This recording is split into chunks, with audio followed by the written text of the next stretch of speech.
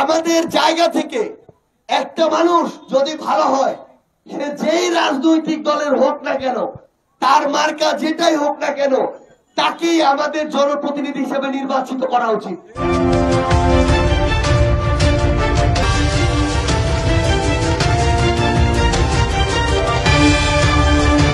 তাহলে আমরা বিগত বছরে এই যে 16 বছর ধরে শুনলাম উন্নয়নের জোরে বাংলাদেশ ভেসে যাচ্ছে, অথচ আমার এখানে যেই রাস্তা দিয়ে শত শত কোটি টাকার পণ্য ইম্পোর্ট এক্সপোর্ট হয়, সেই রাস্তায় আমার গাড়ি একবার ডান দিকে যায়, একবার বাম দিকে যায়। আমরা আসলে বাংলাদেশে এতদিন ধরে এই যে বৈষম্যের স্ট্রিম রোলারটি দেখেছি, এটার বিরুদ্ধে গিয়ে আমাদের এই অভ্যুত্থান পরবর্তী এই নতুন বাংলাদেশ, খুনি হাসিনার পতন হয়েছে। আপনাদের আমাদের গণ আন্দোলনে ভয় দেশ ছেড়ে পালিয়েছে, কিন্তু এই যে এত আকাঙ্ক্ষা নিয়ে এত জীবন দেওয়া, রক্ত দেওয়া, সেই আকাঙ্ক্ষাগুলোর কিন্তু এখন বাস্তবায়ন লাগবে। আমরা বাংলাদেশের প্রত্যেকটি উপজেলায় জেলায় যাচ্ছি এই মাঠের কথাগুলো শোনার জন্য, কোথায় কি সমস্যা সেটা জানার জন্য। একটা রাজনৈতিক দল, আমরা বিগত বছরগুলো ধরে কালচার দেখেছি, তারা ইলেকশনের আগে কোটি কোটি টাকা দিয়ে মনোনয়ন কেনে, মনোনয়ন কেনার পরে ক্ষমতার অপব্যবহার করে এমপি নির্বাচিত হয়েছে। ব্যাপারটা এরকম ছিল যে মনোনয়ন কিনতে পারছে মানে নির্বাচিত হয়ে গেছে। এই যে নোংরা রাজনৈতিক কালচার গুলো, সেগুলো থেকে আমরা বের হতে চাই।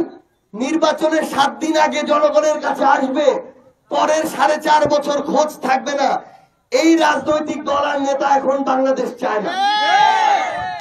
আমরা আজকে ইচ্ছাকৃতভাবেই হিলির যেই রাস্তাগুলো সবচেয়ে গুরুত্বপূর্ণ এবং যেগুলো সবচেয়ে দুর্দশাগ্রস্ত, আমরা সেগুলো দিয়ে আসতে চেয়েছি। কারণ আমি যদি মাঠ থেকে মাঠের অবস্থা না দেখি, তাহলে ওই নীতি নির্ধারকদের কাছে, সচিবদের কাছে, উপদেষ্টাদের কাছে আমি কি বলবো?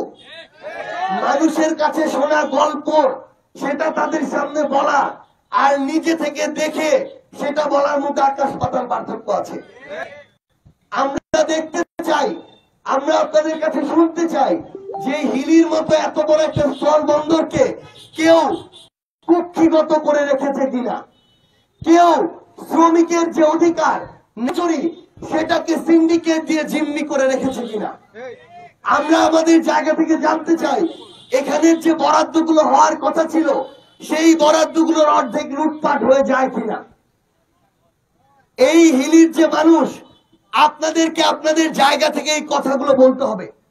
একটা জিনিস মনে রাখবেন, জীবন দিয়ে, রক্ত দিয়ে আপনাদের ভাইয়ের বয়সী, আপনাদের সন্তানের বয়সী অনেকেই এই নতুন বাংলাদেশ এনে দিয়েছে। তাহলে আপনারা যারা মা বাবা ভাই বোনরা আছেন, যারা এখন আমরা বেঁচে আছি, আমাদেরও তো দায়িত্ব আছে। আমাদের দায়িত্ব হচ্ছে এই যে এত রক্ত এবং জীবন দেওয়া হলো একটা নতুন ভালো বাংলাদেশের প্রত্যাশায়, এই জন্য আপনাদের জায়গা থেকে আপনারা ভালো মানুষদেরকে প্রমোট করবেন, খারাপ মানুষদেরকে পরিত্যাগ করবেন। এখন আমি একটা দল করি, আমার একটা মার্কা আছে দেখে একটা খারাপ মানুষ যদি ওই দল বা মার্কার নেতা হয়, তাকে যদি আমার সমর্থন করতে হয়, তাহলে আমার এই বিবেকবোধের কোনো দাম নাই। আমাদের জায়গা থেকে একটা মানুষ যদি ভালো হয়, সে যেই রাজনৈতিক দলের হোক না কেন, তার মার্কা যেটাই হোক না কেন, তাকেই আমাদের জনপ্রতিনিধি হিসেবে নির্বাচিত করা উচিত।